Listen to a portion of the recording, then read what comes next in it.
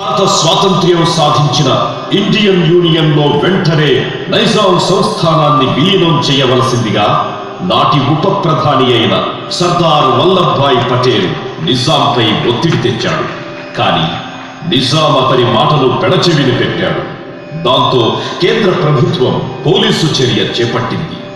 September 13, 1948లో సైన్యంతో చుట్టుముట్టింది.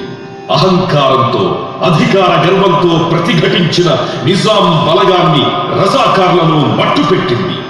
అప్పుడిక నిజాం నవాబు గత్యంతరం లేక సెప్టెంబర్ 17 నాడు రాజీకి దిగివచ్చాడు. తెలంగాణను భారత ప్రభుత్వంలో విలీనం చేస్తూ విముక్తి ప్రకటించాడు.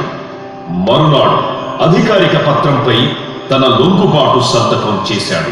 శతాబ్దాల తరబడి చీకటిలో చిత్రహింసలతో మ్రక్కుతోన్న తెలంగాణకు విముక్తిగా తెరతీశాడు. తెలంగాణ ప్రజల్లో తరమానంద ప్రసూనాల్ని పూయించాడు.